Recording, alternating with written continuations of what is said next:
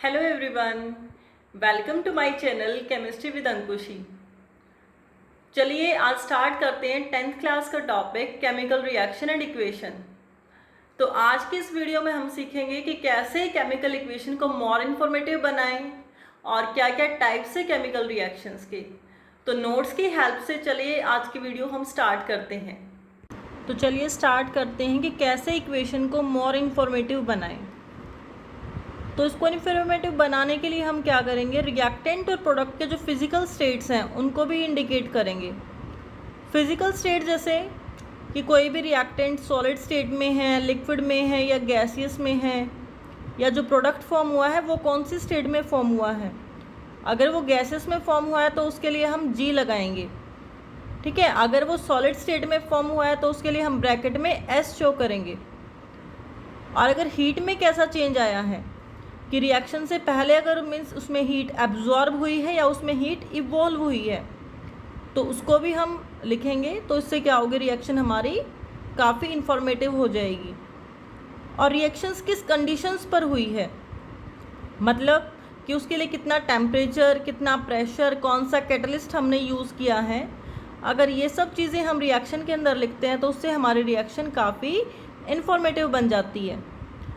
तो main points हैं कि अगर इन्फॉर्मेशन ज़्यादा देनी है, हमें रिएक्शन को ज़्यादा इन्फॉर्मेटिव बनाना है तो हमारे पास 3 पॉइंट हैं। वो क्या क्या हैं, एक तो हमें कि फिज़िकल स्टेट मेंशन करेंगे रिएक्टेंट और प्रोडक्ट का, हीट चेंज मेंशन करेंगे। अगर हीट इवॉल्व हुई है मीन्स रिएक्शन में हीट निकली है, प्रोड्यूस हुई है, तो उसको हम राइट हैंड साइड लिखेंगे।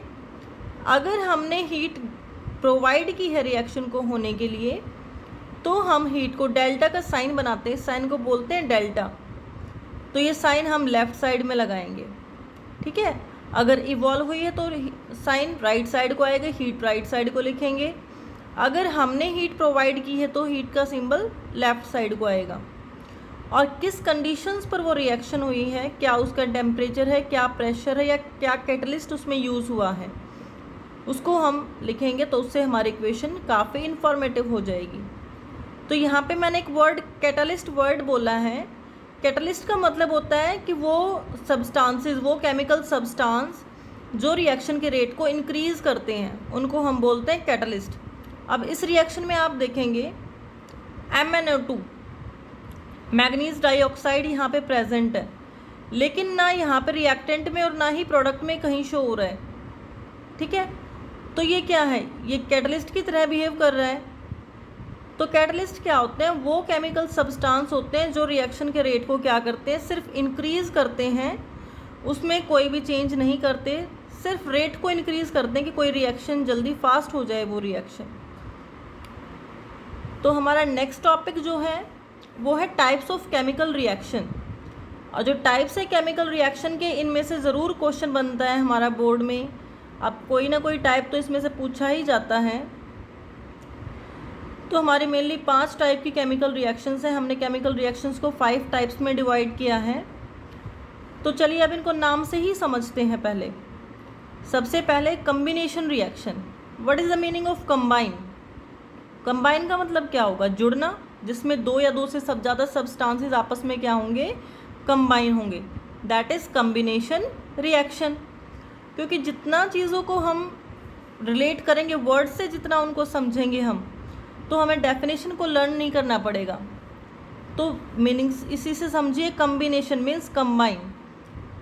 तो जो रिएक्शन जिसमें सब्सटेंसेस कंबाइन होंगे, कंबाइन होके वो एक सिंगल सब्सटेंस फॉर्म कर देंगे, तो वो क्या होंगी, कम्बिनेशन रिएक्शन। जैसे दोज रिएक्शन इन विच 2 और more substances combine to form a single substance. अब यहाँ पे आप देखिए 2 सब्सटेंस है, एक है मैग्नीशियम, दूसरा है ऑक्सीजन। ये दोनों सब्सटेंस कंबाइन हुए और इन्होंने क्या किया, एक सिंगल सब्सटेंस फॉर्म कर दिया। और वो सिंगल सब्सटेंस कौन सा है, मैग्नीशियम ऑक्साइड, ठीक है। तो ये रिएक्शन कौन सी है, कम्बिनेशन रिएक्शन, क्योंकि इन दोनों ने क्या किया है, कंबाइन किया है इसमें। आप और एग्जाम्पल भी ले सकते हैं। ये जो रिएक्शन दिखाई दे रही है आपको कि carbon plus oxygen it will give carbon dioxide, तो ये रिएक्शन भी क्या है, कम्बिनेशन रिएक्शन है। क्योंकि यहाँ पे कार्बन और ऑक्सीजन दोनों ने कंबाइन किया है और क्या फॉर्म किया है, कार्बन डाइऑक्साइड फॉर्म किया है। तो मतलब जब भी कोई भी सब्सटेंसेस आपस में कंबाइन होते हैं और वो कोई सिंगल प्रोडक्ट फॉर्म करते हैं तो वो रिएक्शन कौन सी होंगी हमारी, combination reaction. After that the second reaction is decomposition reaction. अब इसको भी चलिए वर्ड से ही समझते हैं, decompose. What is the meaning of decompose, means split होना, ब्रेक होना। तो डीकम्पोज का मतलब क्या हो गया, टू स्प्लिट। तो जिसमें एक सिंगल सब्सटेंस क्या होगा, स्प्लिट हो जाएगा, टूट जाएगा दो या दो से ज़्यादा सब्सटेंसेस में, तो वो रिएक्शंस कौन सी होंगी हमारी, डीकम्पोजिशन रिएक्शन। जैसे कि हमें यहाँ पे नज़र आ रहा है पोटाशियम क्लोरेट ले रखा है। अब यहाँ पे एक सिंगल सब्सटेंस है और ये सिंगल सब्सटेंस क्या हो रहा है, ब्रेक हो रहा है पोटाशियम क्लोराइड में और ऑक्सीजन गैस यहाँ से इवॉल्व हो रही है। तो यहाँ पे क्या हुआ, ब्रेक हो गया ये, तो ये कौन सी रिएक्शन हो गई हमारी, डीकम्पोजिशन रिएक्शन। तो ज़रा ध्यान से देखिए, क्या ये दोनों रिएक्शन एक दूसरे के अपोजिट नहीं है। इसमें क्या हो रहा है, दोनों सब्सटेंस कंबाइन हो रहे हैं और एक सिंगल सब्सटेंस दे रहे हैं। यहाँ पे एक सिंगल सब्सटेंस ब्रेक होके दो या दो से ज़्यादा सब्सटेंसेस फॉर्म कर रहा है। तो इट मीन्स दोनों ही क्या है, एक दूसरे की अपोजिट है। तो कॉम्बिनेशन और डीकम्पोजिशन रिएक्शन क्या है, एक दूसरे की अपोजिट रिएक्शन है। और यहाँ से ये क्वेश्चन अराइज होता है कि why combination and decomposition reaction are opposite, कि क्यों ये अपोजिट है। तो हम इनको एक्सप्लेन कर सकते हैं by definition also and by giving example also, कि इसमें तो क्या होगा, दो या दो से ज़्यादा सब्सटेंसेस कंबाइन होंगे और सिंगल प्रोडक्ट फॉर्म करेंगे, और इसमें सिंगल सब्सटेंस ब्रेक हो जाएगा और दो या दो से ज़्यादा सब्सटेंसेस फॉर्म करेगा। और फिर एग्जाम्पल भी दे सकते हैं इसमें हम। तो इस वजह से हम देख सकते हैं, देखिए ये डीकम्पोजिशन रिएक्शन है। यहाँ पे क्या हुआ है, कैल्शियम कार्बोनेट है, एक सिंगल सब्सटेंस है, इसको गर्म किया और इसने क्या फॉर्म कर दिया, कैल्शियम ऑक्साइड और कार्बन डाइऑक्साइड गैस फॉर्म कर दिया। तो यहाँ पे सिंगल सब्सटेंस क्या हो गया, ब्रेक हो गया। तो ये कौन सी रिएक्शन हो गई, decomposition reaction. Ferrous sulphate green colour का होता है, हीट किया तो ब्रेक हो गया, स्प्लिट हो गया। फेरस ऑक्साइड, फेरिक ऑक्साइड में सल्फर डाइऑक्साइड गैस में ब्रेक हो गया और साथ में SO3 फॉर्म कर दिया। तो यहाँ पे एक सिंगल सब्सटेंस है, ये ब्रेक हो रहा है दो या दो से ज़्यादा सब्सटेंसेस में, तो ये रिएक्शन कौन सी है, डीकम्पोजिशन रिएक्शन। नेक्स्ट में लेड नाइट्रेट देख रहे हैं हम। लेड नाइट्रेट को जब गर्म किया तो लेड ऑक्साइड बन गया और नाइट्रोजन डाइऑक्साइड के ब्राउन कलर के फ्यूम्स ऑब्टेन हो गए और साथ में कौन सी गैस इवॉल्व हुई है, ऑक्सीजन। अभी हम आगे की वीडियो में देखेंगे कि कैसे पता लगता है, क्या इंडिकेशन है कि कौन सी गैस इवॉल्व हुई है वहाँ पे। तो क्योंकि ये भी एक इम्पॉर्टेंट क्वेश्चन बनता है, यहाँ से बोर्ड में पूछा जाता है कि कैसे, क्या करेक्टरिस्टिक है कि कार्बन डाइऑक्साइड फॉर्म हुई है या हाइड्रोजन फॉर्म हुई है या फिर हम कहें ऑक्सीजन फॉर्म हुई है। तो इन सब के बारे में भी हम अलग से बात करेंगे।